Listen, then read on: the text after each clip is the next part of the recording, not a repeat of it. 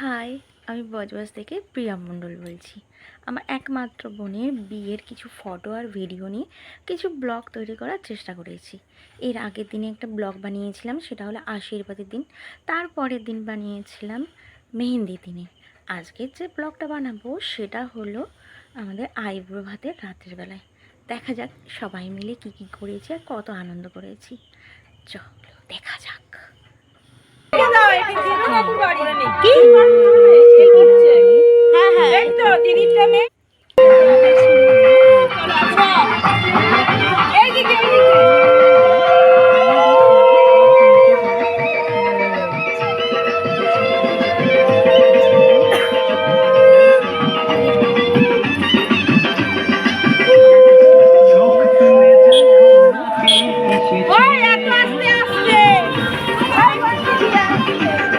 নতুন করে আবার বেরোচ্ছে।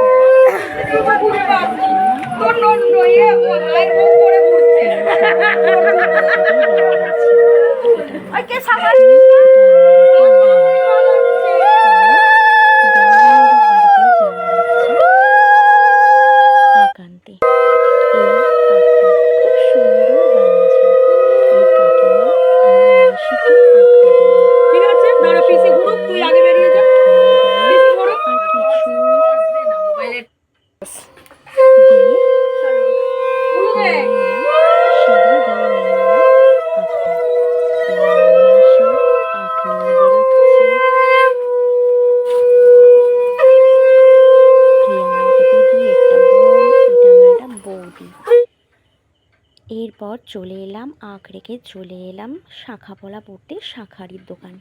আমাদের বজবজে প্যালেস্টার মোড়ের একদম মোড় মাথার দিকে দুটো শাঁখারির দোকান আছে।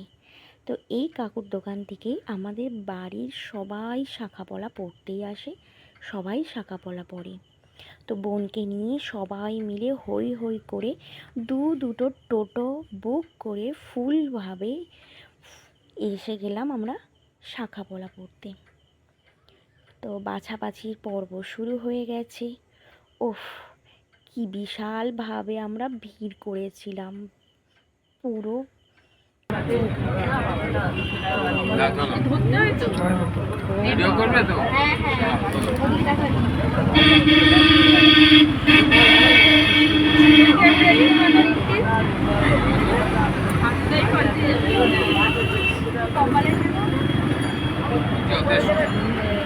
ফাঁকা পড়ার সময় ওরকম কাঁদতে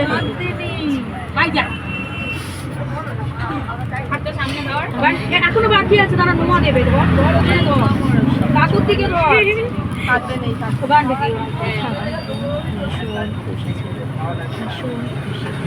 হাতটা ওই দিকে রাখ, চিন্তি হ্যাঁ ওরম ভাবে রাখ।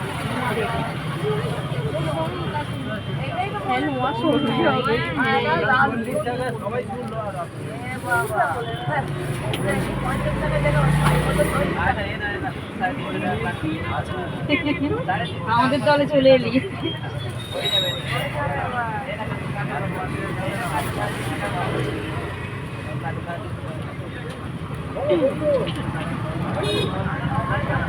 মনে হবে কি ঝুলন করছে নিয়ে দুটো আমাদের এবার জোড়া করবো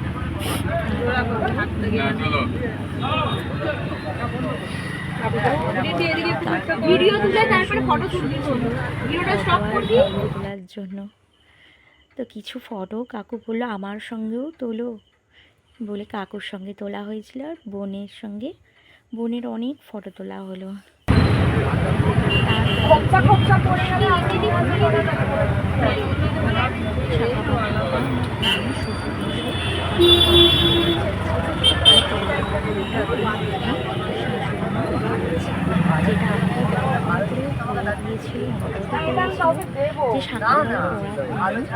শাঁখারির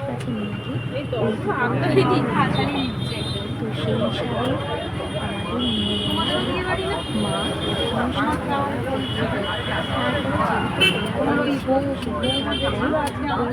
শাখা পলা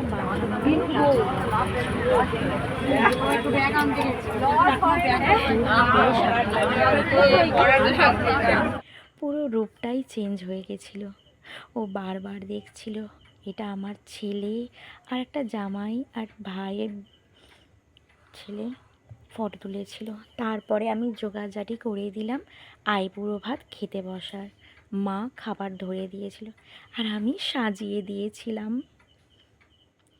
বোনকে আইবুড়ো ভাতে খাবারের জায়গায় বসিয়ে দিয়ে আমরা সবাই মিলে খেতে চলে গেছিলাম। বোন খাওয়া শুরু করতে সেই সময় ঘরে দিদি ছিল আর আমার হাজব্যান্ড ছিল আর ওই দিদির মেয়ে স্নেহাও ছিল।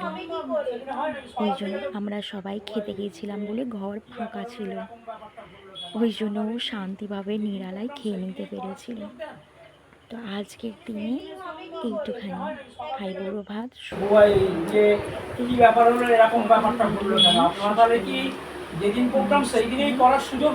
চলে যাবো সোজা গায়ে।